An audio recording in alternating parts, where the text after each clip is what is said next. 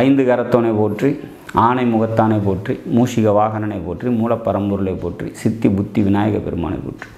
குருவே சரணம். இணையத்தால் இணையம் இதயங்களுக்கு வணக்கம். கேது திசை யோகத்தை தருமா? குறிப்பாக சாயா கிரகங்கள் அப்படின்னு சொல்லக்கூடிய ராகு கேதுக்கு பலன் எடுக்கிறது அப்படிங்கிறது பார்த்திங்கனாக்கா ரொம்ப சிரமமான ஒரு விஷயம். அதில் இந்த கேது அப்படிங்கிறது பார்த்திங்கனாக்கா மோஸ்ட் காம்ப்ளிகேஷன். இந்த கேது பகவான் பார்த்திங்கனாக்கா தன்னோட தசா காலத்தில் நன்மைகளை செய்வாரா அப்படிங்கிறதுக்கு என்ன பாயிண்ட் அப்படின்னா, அது லக்னத்துக்கு எங்கே இருக்குது அப்படிங்கிறது ஒரு பிரதானமான ஒரு விஷயம். லக்னத்துக்கு கேந்திரம் இருக்கா, திரிகோணத்தில் இருக்கா, இல்லை மறைவிடங்களில் இருக்கா அப்படிங்கிறத ஃபஸ்ட்டு பார்த்துக்கணும். மறைவிடங்களில் இருந்தால் கெடுதலை செஞ்சிடும், கேந்திர திரிகோணத்தில் இருந்தால் நல்லது செஞ்சிடும் அப்படிங்கிறதெல்லாம் இல்லை. எங்கே இருந்தாலுமே நல்லது செய்கிறதுக்கான வாய்ப்புகள் நிறையா உண்டு. அதாவது லக்ன கேந்திரத்தில் திரிகோணத்தில் இருந்து கெடுதல் செய்கிறதும் வாய்ப்புகள் உண்டு.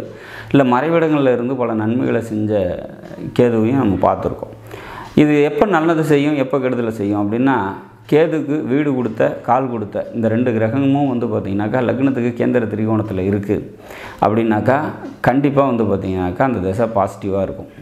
உதாரணமாக ஒரு ரிஷப லக்னம் 8ஆம் வீட்டில் கேது இருக்காருன்னு வச்சுக்கலாம். அவருக்கு கேதுக்கு வீடு கொடுத்த குரு பகவான் 11ல் மீனத்தில் ஆட்சியாக இருக்காருன்னு வச்சுக்கலாம். சாரம் கொடுத்த சுக்கிரனோட சாரம் கும்பத்தில் இருக்காருன்னு வச்சுக்கலாம். 10ஆம் வீட்டில் கேந்திரத்தில் இருக்கார். அப்போ இந்த கேது திசை வருது அப்படின்னாக்கா மிகப்பெரிய நன்மைகளை அவருக்கு தரும்.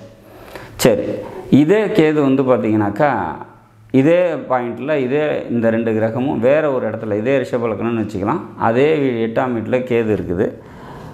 இந்த குருவும் சுக்கிரனும் பார்த்திங்கனாக்கா சுக்கிரன் கன்னிலையும் குரு பார்த்திங்கனாக்கா துலாத்துலேயும் இருக்காருன்னு வச்சுக்கலாம்.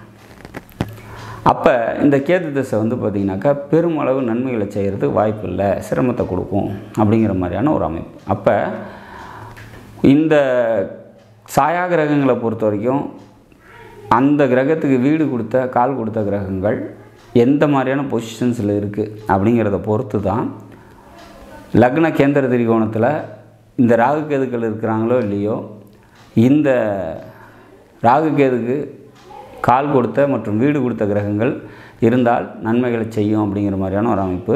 அப்படி இல்லாத பட்சத்தில் அந்த நன்மைகளோட அளவு குறைஞ்சிக்கிட்டே வரும் அப்படிங்கிற மாதிரியான ஒரு அமைப்பு. சரி, பொதுவாக ஒரு பலன்கள் இருக்கும் இல்லையா?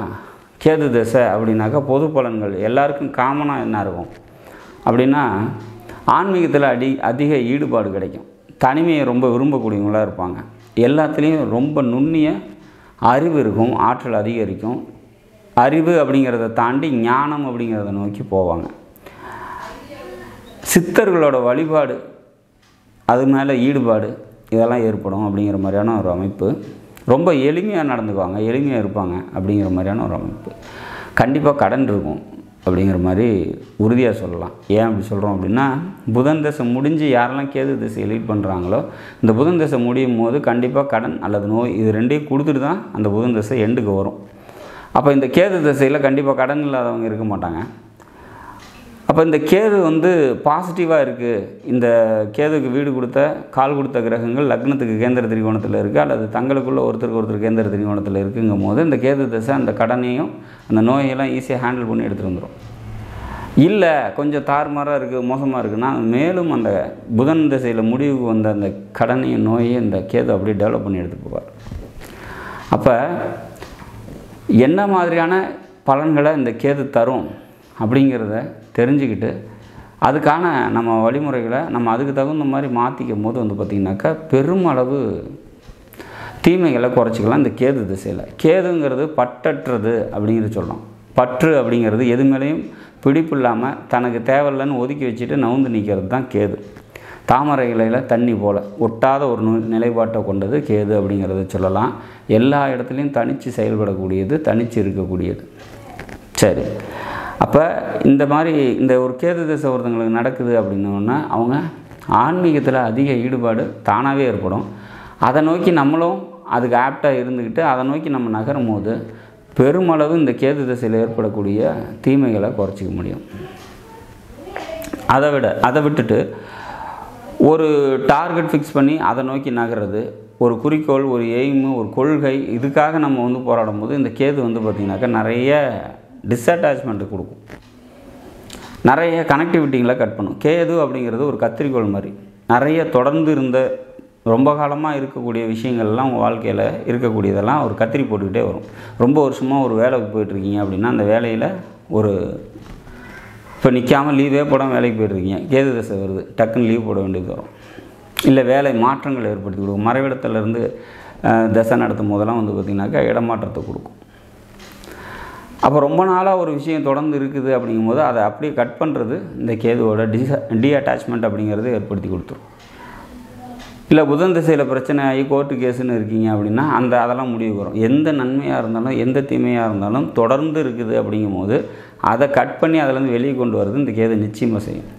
சில கேள்விகள்லாம் கேட்கும்போது இந்த எனக்கு எப்போ டைவர்ஸ் கிடைக்கும் அப்படின்லாம் கேள்வி கேட்குறாங்க அப்படின்னா கேது தசை ஷார்ட்டாக நியராக எங்கேயாவது இருந்தது அப்படின்னா, கேது புத்தி இருக்குது அப்படின்னா கண்டிப்பாக அந்த டைமில் கிடைக்கிறதுக்கான வாய்ப்புகள் ரொம்ப அதிகம். ஸோ அப்போ இந்த டீஅட்டாச்மெண்ட் அப்படிங்கிறத கேது கொடுக்குது. ஞானக்காரகன் கேது அப்படிங்கிறத இந்த ஞானத்தை நோக்கி நம்மளோட தேடுதலும் ஆன்மீகத்தை நோக்கி நம்மளோட தேடுதலும் இருக்குது அப்படின்ற பட்சத்தில் மிகப்பெரிய மாற்றத்தை இந்த கேது அப்படிங்கிறது கொடுக்குது. இந்த கேதுங்கிறது நன்மையை செய்யணும் அப்படின்னா அதுக்கு கால் கொடுத்த வீடு கொடுத்த கிரகங்கள் நல்ல முறையில் ஜாதகத்தில் இருக்குது. அப்படிங்கும்போது இந்த கேது உங்களுக்கு மறைவிடங்கள்லேயே 6, 8, 12 இருந்தாலும் கூட பல நன்மைகளை தரும் அப்படிங்கிறதுல மாற்று கருத்து இருக்க முடியாது. மோட்ச காரகன் அப்படின்னு சொல்கிறாங்க கேதுவை. இப்போ இந்த கேது தசை முடிஞ்சு ஒருத்தங்களுக்கு வெளியே வரும்போது வந்து பார்த்திங்கன்னா அவங்க ஆன்மீகத்தில் வாழ்க்கையில் வந்து பார்த்திங்கனாக்கா எல்லா நிலைப்பாட்டிலையும் ஒரு மெச்சூர்டாக ஒரு நல்ல முன்னேற்றமான ஒரு எதையுமே ஒரு மென்டலாக ஒரு பக்குவத்தோடு நடந்துக்குவாங்க அப்படிங்கிறது மாதிரியான ஒரு விஷயம். அப்போ இந்த கேது அப்படிங்கிறதே வந்து பார்த்திங்கனாக்கா ஒரு மனுஷனை மேன்மைப்படுத்தக்கூடிய ஒரு கிரகம். ரொம்ப ஷார்ட்டாக சொல்லணுன்னா அப்படி தான்.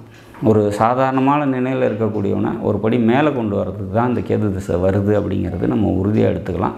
இந்த கேது திசை நடக்கிறவங்க விநாயகர் வழிபாடு தொடர்ந்து செஞ்சுட்டு வராங்க அப்படின்னா அந்த திசையை ரொம்ப சுலபமாக கடந்து போகிறதுக்கு இந்த கேது பகவான் வழிவிடுவார் அப்படிங்கிறத உறுதியாக சொல்லலாம். நாடும் நாட்டு மக்களும் நலமுடன் வாழ நவகிரகங்களை வேண்டி அமைகிறேன். நன்றி, வணக்கம்.